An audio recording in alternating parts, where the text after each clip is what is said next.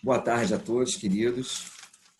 Eu espero que vocês estejam com saúde física, mental, social.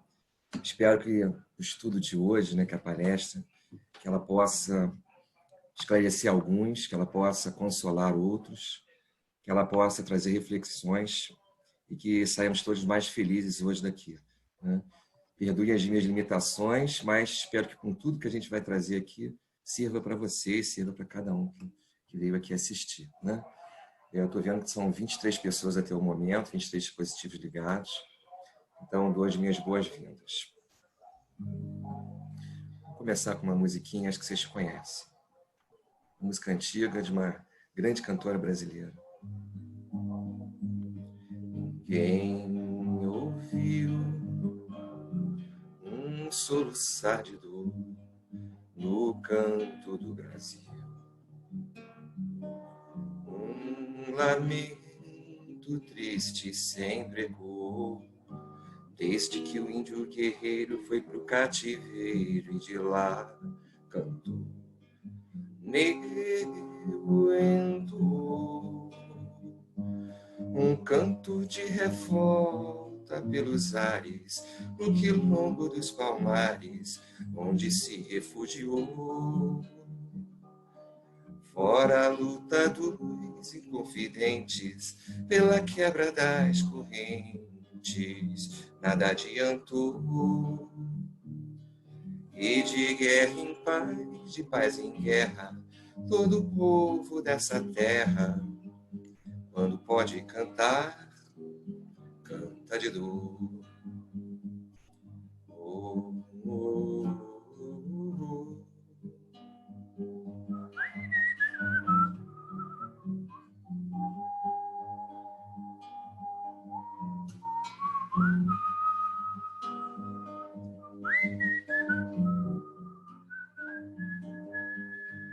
E ecoa a noite dia,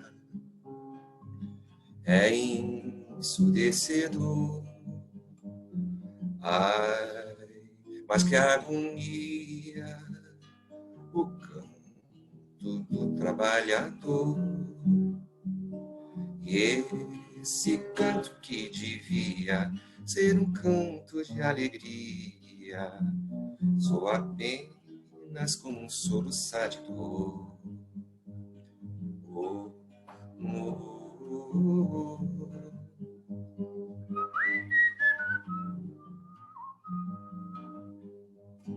Ninguém ouviu um soluçar de dor no canto do Brasil,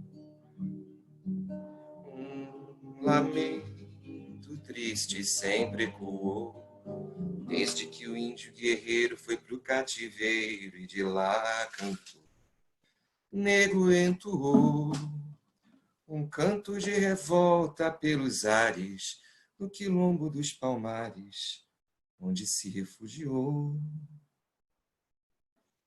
Gente, essa música da Clara Nunes, 1976, é o Canto das Três Raças. Com ela eu abro nosso trabalho de hoje e eu manifesto meu respeito, manifesto, sinceramente, meu engajamento com a causa negra indígena, o movimento que se iniciou lá recentemente, durante a pandemia, com George Floyd, que vidas negras importam, todo esse clamor em relação à questão indígena que está sendo, os indígenas estão sendo amassados, pela Covid, pela intransigência governamental. Então, meu manifesto aqui de respeito a essas duas raças.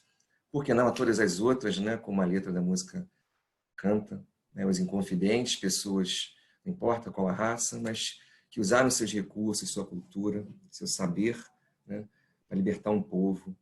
O que importa é o que a gente vai fazer, não importa o nosso credo, nossa raça, nossa cultura. Nós somos todos raça humana, todos vamos transitar por todas as possibilidades étnicas, religiosas, culturais, viveremos todas as experiências até que a gente se aprimore, até que a gente chegue a uma condição totalmente elevada. Eu tirei alguns dados aqui sobre isso, do livro Escravidão, de Laurentino Gomes, um lançamento esse ano. E a gente vê como é triste ainda, a gente no século XXI, a gente ter países que ainda praticam veladamente a escravidão, né? A gente tem, claro que o tráfico negreiro e a escravidão que levou 350 anos, né? Trazendo da África para as Américas 22 milhões de almas, né? 12,5 milhões chegaram, na verdade, e desse contingente, 40% vieram para o Brasil, né? O Brasil, então, recebeu 12 milhões e meio de negros, e hoje é o segundo país negro do mundo, né? Em contingente. Ele tem 115 milhões de negros declarados, só perde para a Nigéria, que tem 190 milhões. Se fosse um país africano, seria o segundo, né, país. A Etiópia, por exemplo, tem 105 milhões de pessoas. Então, a gente deve observar, deve respeitar, deve abrir os olhos para isso, e é inadmissível que no século XXI a gente ainda esteja vivendo esse tipo de questão, né? Eu falei da escravidão porque é a expressão máxima da falta de liberdade, né? Lembrando da causa indígena também, como eu disse, quando o Cabral aqui chegou, eram 3 milhões de indígenas no Brasil, hoje são 800 mil.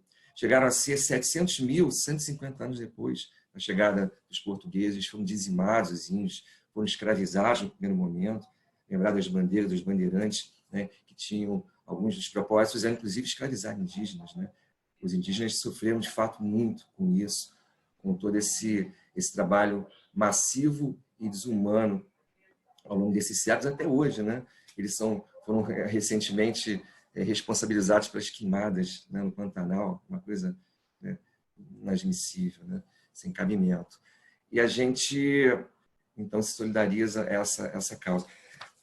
Uma outra menção aqui do livro Escravidão, que eu gostaria só de compartilhar com vocês, é sobre, ainda existem no mundo hoje 40 milhões de pessoas vivendo em condições de escravidão, né?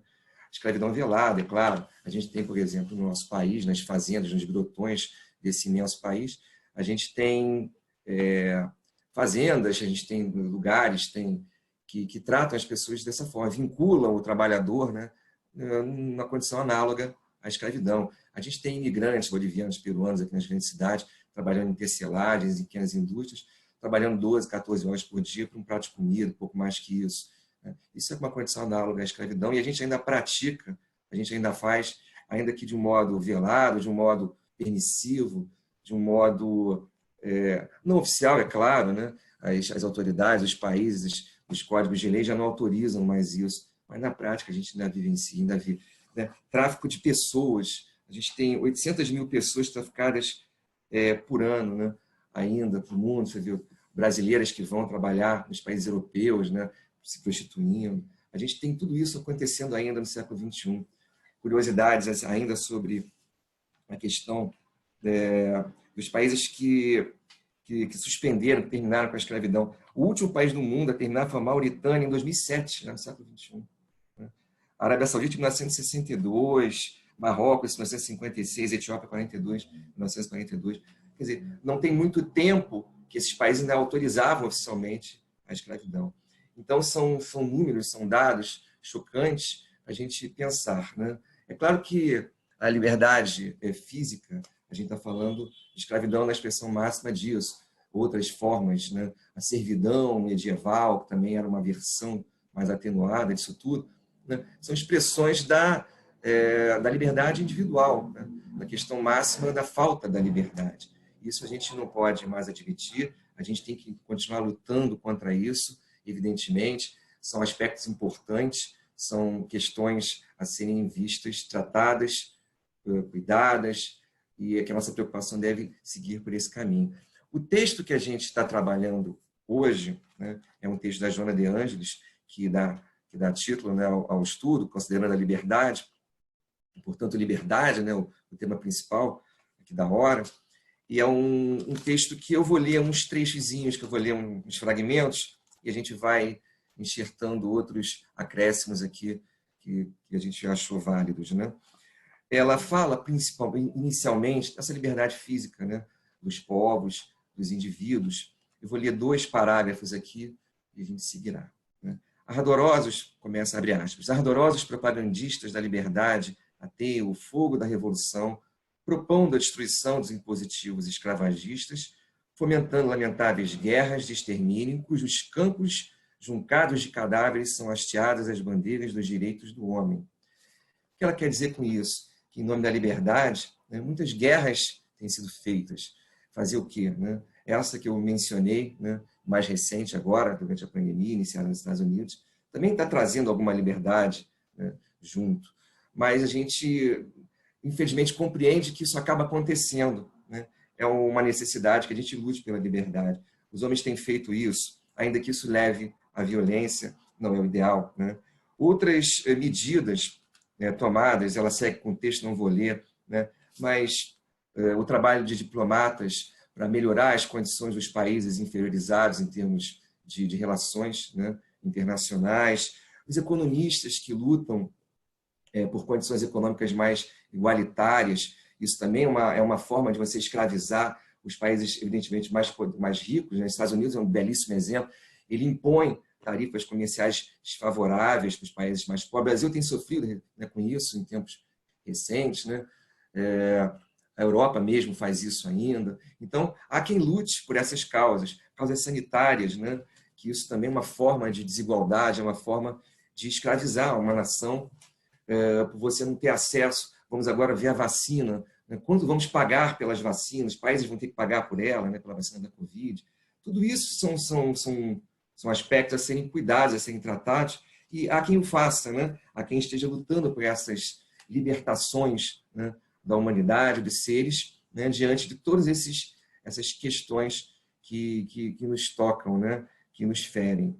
Então, a liberdade física, ela é um direito realmente que está na Constituição brasileira, de muitos outros países. Né? É garantido o direito de ir e vir. Nós temos esse direito, né, dado pela Constituição. Nós temos o direito de ter liberdade para agir, para fazer o que bem entendermos, evidentemente com responsabilidade, usando o nosso livre-arbítrio. E se não tivermos atitudes plausíveis, atitudes coerentes, corretas, dentro da lei, pagaremos por isso. Né?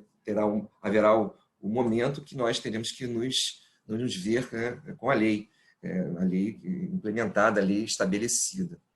Isso, ok, vai acontecer. Mas o direito de nós agirmos, ele tem que existir, ele tem que ser preservado, ele tem que ser cuidado, ele tem que ser perseguido. E assim a gente atinge esse objetivo inicial do trabalho de hoje, do texto da Joana, que é a liberdade física, a liberdade dos indivíduos, das nações, dos países, dos povos. Só que tem muito mais do que isso.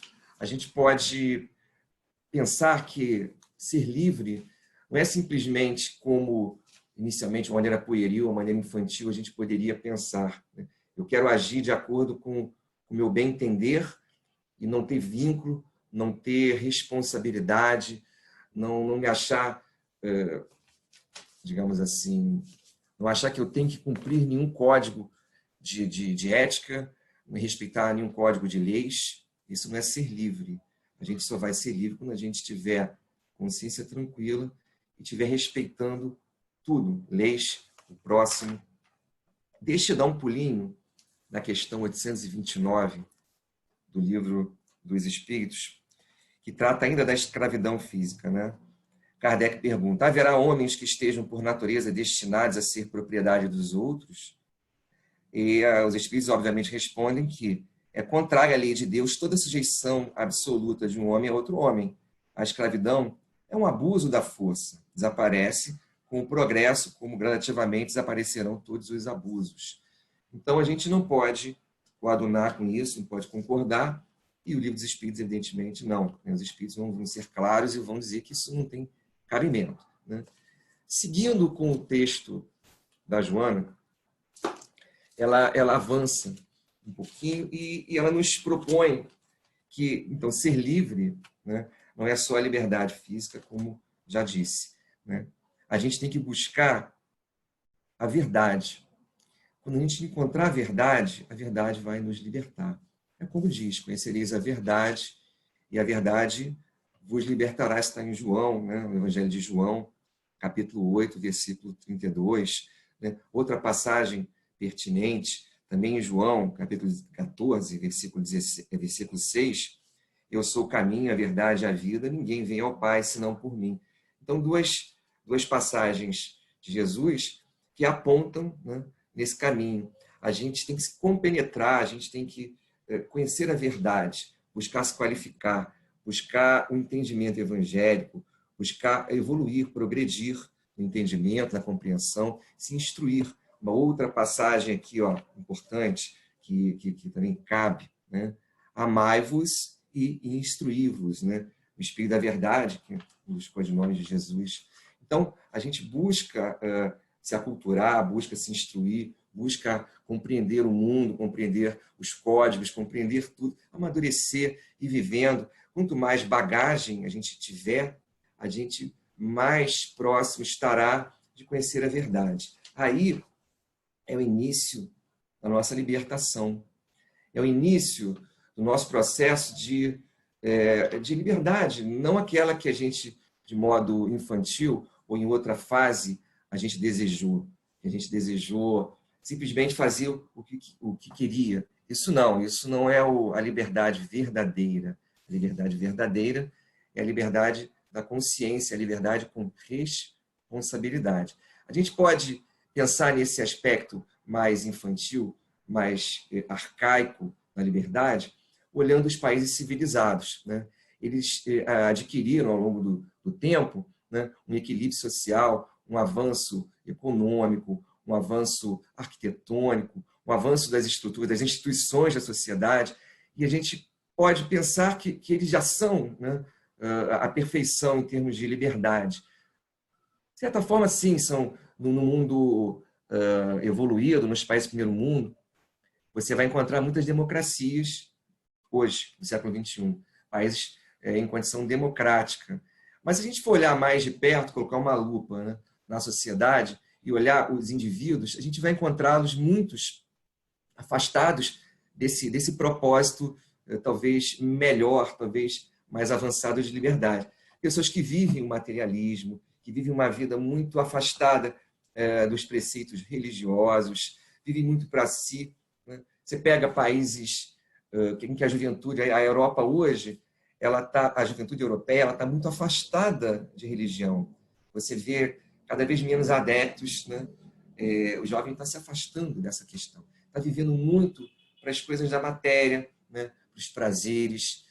Consome-se muita droga, por exemplo, vinda da América do Sul. Né? Para onde vai a cocaína produzida na Bolívia, a maconha do Paraguai? Vai para os Estados Unidos, para a Europa. Eles são os consumidores, né? Não é só por aqui que fica, né? O êxtase, as drogas sintéticas, né? Tantas baladas, tantas coisas. E o jovem, talvez, você vê o mundo digital hoje, fica-se envolvido nessa vida, às vezes vazia, às vezes inútil, que não leva a lugar nenhum. E a gente está seguindo por caminhos do materialismo, da perseguição dos valores estéreis, né, dos valores vazios, rasos. Isso não é liberdade. Não é liberdade você fazer o que quer, você curtir todas as baladas, se drogar, fazer sexo de maneira desbragada, desenfreada, sem responsabilidade, não se preocupar com o trabalho, não querer produzir, não querer crescer e fazer com que o teu entorno, a tua sociedade, o teu país cresça, né? Ele crescerá com o teu investimento, com o teu trabalho também. Se você pensar só no regozijo pessoal, no prazer, você não vai crescer. Então, os países ricos, eles estão vivendo isso. Aqui na América do Sul, você pega o Uruguai, por exemplo, é um país bem da América do Sul. Uruguai e Chile são os países melhorzinhos assim, em termos de IDH. O Uruguai é o país mais ateu na América Latina. Né? Está distante, então, de Deus um pouco mais do que países que estão com uma condição socioeconômica mais bagunçada, como o Brasil, como Bolívia, Paraguai, Colômbia agora. Então, você vê que uma coisa tem que andar com a outra, e muitas vezes não está andando. A gente não vê verdadeiramente isso. Né? Eu queria ler uma outra passagem do Livro dos Espíritos, que é a mensagem 825, que é a questão 825, é sobre liberdade. E aí Kardec pergunta, né? Haverá no mundo posições em que o homem pode jactar-se de gozar de absoluta liberdade? Aí os espíritos respondem, não, porque todos precisais uns dos outros, assim os pequenos como os grandes. Então a gente está inserido numa sociedade, nós somos seres sociais, nós somos membros de uma grande engrenagem chamada sociedade. E a gente não vai conseguir ser feliz sozinho. A gente não vai conseguir gozar dessa liberdade do modo que a gente pensou, sem consequências graves. A gente tem que cumprir, se relacionar com o nosso semelhante e oferecer o que a gente tem. A quem mais foi dado, mais será exigido. Se a gente tem mais cultura, mais instrução, lembrar então da música da Clara Nunes lá no comecinho, né? Os Inconfidentes, quem eram? Né? Era a elite, os fidalgos, filhos dos portugueses, que aqui estavam, que estudaram na Europa e voltavam com ideias libertárias, com ideias de libertar o país, que eles eram brasileiros, na verdade, né? Tinham ficado um período na Europa, voltar. E o que eles fizeram lá? Cláudio Manuel da Costa, mais Antônio Gonzaga, o Tiradentes, eles produziram então, esse movimento maravilhoso, que talvez seja o mais marcante do período colonial de libertação, que foi da Inconfidência Mineira. Então, eles ofereceram o que eles tinham a instrução, tinham o conteúdo, tinham o conhecimento, tinham a cultura, e vieram oferecer isso para o povo deles. Nós temos que oferecer o nosso melhor para as coletividades, para a sociedade que a gente faz parte, é o nosso dever. Aí a gente vai começar a ser livre, vai começar a ser feliz. A gente vai começar a fazer aquilo que espera-se de nós, aquilo que foi tratado por Jesus em tantos momentos, né? Falei em palestra anterior da empatia, da compaixão. É assim que a gente vai conseguir ser livre. A gente vai conseguir ser livre quando a gente tiver a liberdade física, sim, o direito de ir e vir, sim, mas a gente lembrar que tem o próximo, que ele depende de nós, pode ser nosso familiar, pode ser aquele membro da sociedade um pouco mais distante, mas aquele que a gente pode cooperar, que a gente pode oferecer algo, que a gente pode tratá-lo como semelhante, como lembrar, inclusive, das questões raciais, das questões que estão acontecendo, que pululam no mundo moderno, contemporâneo ainda, né? Todos merecem nosso respeito, nosso carinho, nossa fraternidade, nossa compaixão, nosso melhor. Aí a gente já está se aproximando da liberdade, a liberdade das almas, né? Não esperemos a perfeição nas atitudes, nas ações. Nós estamos ainda num mundo imperfeito, somos imperfeitos, né? Viemos ao longo dos séculos experimentando todas essas iniquidades, todas essas maldades, essas más condutas. Comecei falando da escravidão, praticamos a escravidão, sofremos com ela, viemos sempre nessa alternância de ora agindo e ora recebendo, ora fazendo mal e ora recebendo aquilo que a gente produziu, recebendo as consequências dos efeitos daquele mal que a gente produziu. A gente vivenciou sempre uma coisa e outra.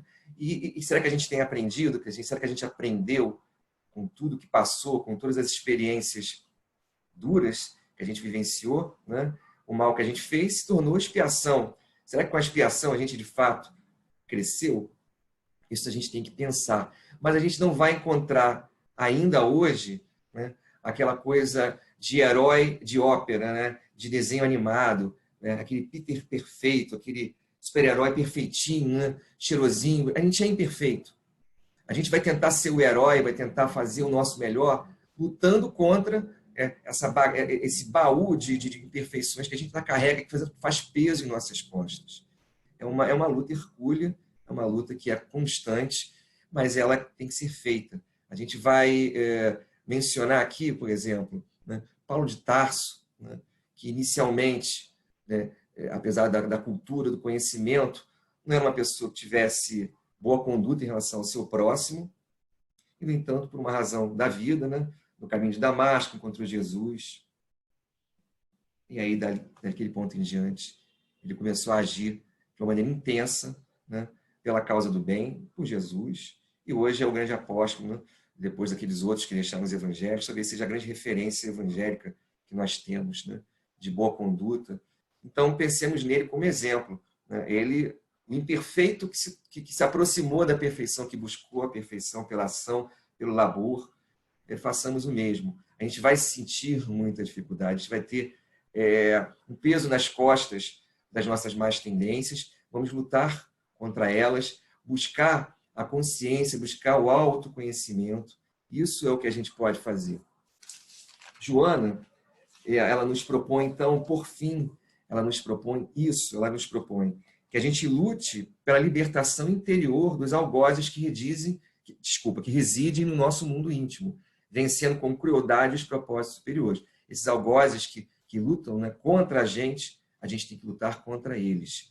Livre, portanto, é todo aquele que ama, que serve e crê, não se impondo a ninguém e porfiando no combate da luz contra a treva que tenta obstaculizar,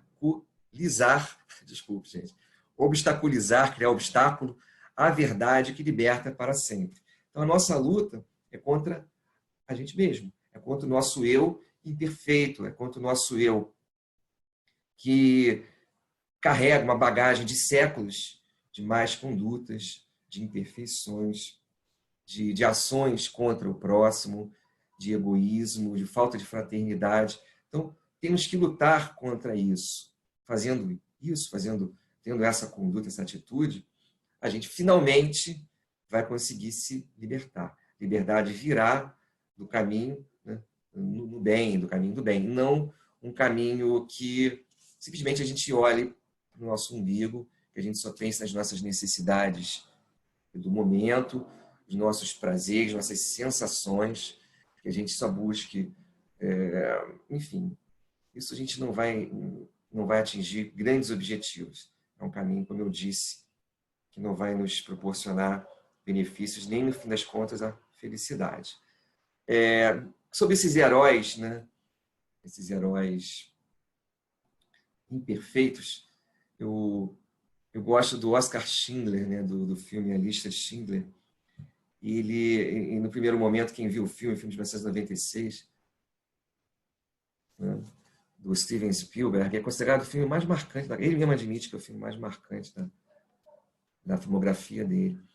E aquele filme trata de um personagem, do herói do filme, o herói imperfeito. Ele começa, né, com mais intenções, ele tem que se ganhar dinheiro com a guerra, mas ele vai se condoendo, ele vai se apiedando dos judeus que ele recebe como trabalhadores. E termina o filme, ele completamente comovido e dando valor à vida humana, sinalizada na expressão daqueles irmãos judeus. Ele é alemão. Então, ele, ao longo do filme, ao longo da história, ele vai se apercebendo um ser humano melhor, e ele vai percebendo a condição e a necessidade daqueles irmãos judeus. Vejam o filme, quem não viu, um filme está por aí disponível, um filme já antigo, mais de 25 anos, mas é uma beleza porque esse personagem, como nós, imperfeitos, que buscou o acerto e descobriu, de acordo com as oportunidades que a vida, naquele momento, trouxe para ele. Recomendo que a gente sinta orgulho nessa busca, né? Que a gente sinta orgulho e algum prazer, sim, em buscar o acerto, em buscar a melhor condição, ainda que nós não a tenhamos no momento. Quando a gente se confrontar com a gente mesmo, se essa pandemia tem trazido essa oportunidade da gente ficar mais tempo olhando para dentro de si, a gente vai conseguir, talvez, refletir, talvez abrir um pouco, né, essas possibilidades. E sentindo prazer, sim, com as boas condutas, com as boas atitudes, é assim que a gente vai caminhar. Tenho certeza que os nossos amigos espirituais, nossos anjos da guarda, eles se felicitam conosco quando a gente dá aquele passo para frente, quando a gente demonstra aquela atitude favorável no caminho do bem, e eles certamente nos estimulam, nos intuem, torcem por nós, sorriem quando nós agimos assim, né? Eu acho que esse confronto ele pode ser feito e, ao final, apesar de confronto, nós sairemos vitoriosos, que é o que importa. Queridos, eu queria dar uma lidinha também no pequeno trecho do livro Obras Póstumas, que fala, então, também de liberdade, que é o tema de hoje. E Kardec, aqui no texto, ele diz o seguinte: a liberdade, dissemo-la, é filha da fraternidade e da igualdade. Falamos da liberdade legal e não da liberdade natural, que de direito é imprescritível para toda criatura humana, desde a selvagem até o civilizado. Os homens que vivam como irmãos, com direitos iguais, animados do sentimento de benevolência recíproca, praticarão entre si a justiça, não procurarão causar danos uns aos outros e nada, por conseguinte, terão que temer uns dos outros. A liberdade nenhum perigo oferecerá, porque ninguém pensará em abusar dela em prejuízo de seus semelhantes. Mas como poderiam o egoísmo, que tudo quer para si, e o orgulho, que incessantemente quer dominar, dar a mão à liberdade que o destronaria, que os destronaria?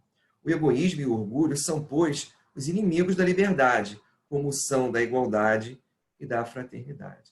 Então, liberdade aqui anda junto com igualdade, com fraternidade. A gente vai ser livre quando a gente olhar para o próximo com igualdade, né? Quando a gente sentir, né, a comiseração, quando a gente sentir a piedade, quando a gente ajudar, quando a gente se importar com o próximo. A gente vai estar sendo livre, como Jesus nos propôs, como Deus assim o quer. Então, Kardec confirma aqui no texto dele, no livro Obras Póstumas, esse conceito, né, da liberdade, mas responsável, da liberdade fraterna, e não a liberdade irresponsável, egoísta. Deixa eu ousar aqui um pouquinho, não sei se os colegas vão me permitir, eu tenho ainda aqui, creio, mais uns minutinhos, e eu gostaria de tentar passar um vídeo para vocês, para a gente encerrar o nosso estudo de hoje. Vamos ver se eu vou conseguir, tá bom? Eu não sei se eu vou conseguir.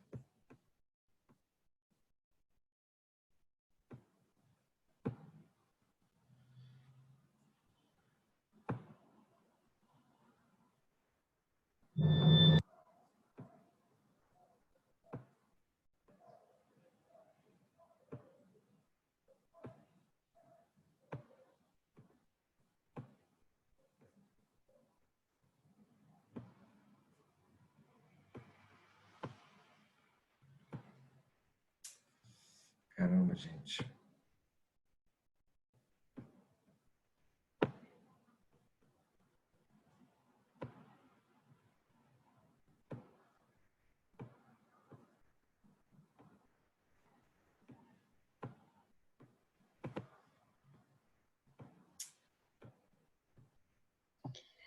A gente vê tudo nublado, Luiz Felipe. Gente, desculpe aqui. Acho que é por conta da conexão. Minha conexão não está boa. Houve algum probleminha aqui. Eu não estou conseguindo voltar aqui. Vou tentar de novo, não sei. Bom, gente, me perdoem aqui. Eu não vou conseguir passar esse vídeo. E, portanto, eu vou aqui fazer o meu fechamento, que vai nessa linha, né, como eu acabei de ler. Deixa eu fazer mais um material que eu trouxe aqui, um material alternativo. Eu acho que ele pode nos ajudar um pouquinho também. Eu não sei se vocês conhecem um texto que está no livro Cartas e Crônicas, do livro Cartas e Crônicas do Irmão X. É um texto que Kardec, ele num sonho, ele é enviado, ele em sonho, né, em desdobramento, ele é enviado a planos sublimes, né, e lá ele junto com esse orientador, junto com o orientador, junto com o enviado lá do plano superior, ele vai a uma nevoenta região onde gemiam milhares de entidades em sofrimento estarrecedor.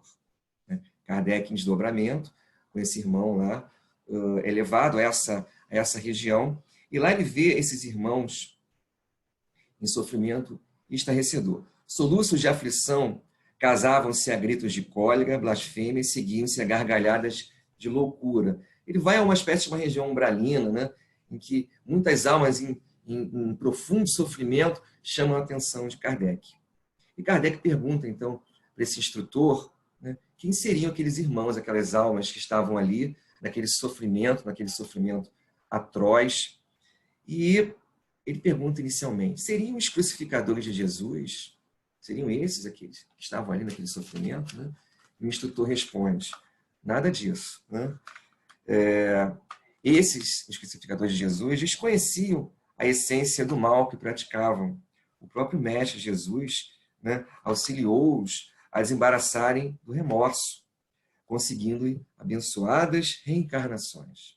Esses irmãos, então, ao longo do tempo, reencarnaram e foram espiando, né, tudo aquilo que eles fizeram contra Jesus. Jesus é que foi aquele que permeou, aquele que conduziu esses irmãos pelo melhor caminho. E ao longo dos séculos, com certeza, esses irmãos se reencontraram na caminhada. Né? Continua Kardec e pergunta, seriam os imperadores romanos? E aí o instrutor responde, também não. Né? Homens como Tibério, Calígula, né, não tinham a mínima noção de espiritualidade. Para eles também a reencarnação foi a solução, foi o antídoto, foi a cura. E eles, ao longo dos séculos seguintes, vieram reencarnando para se depurarem. Aqueles que não conseguiram ainda o fazem, ainda estão aí, né, no ir e vir do plano superior, indo e voltando, reencarnando na busca do aperfeiçoamento. Kardec ainda pergunta se seriam os algozes dos cristãos nos séculos primitivos.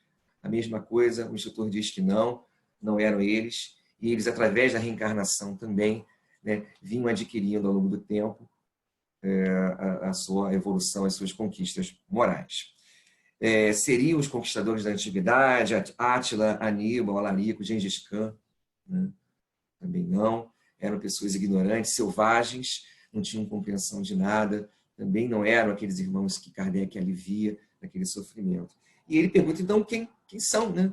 Quem seriam esses irmãos que ele via naquela condição dificílima, naquela condição de profundo sofrimento? E aí o orientador responde, né?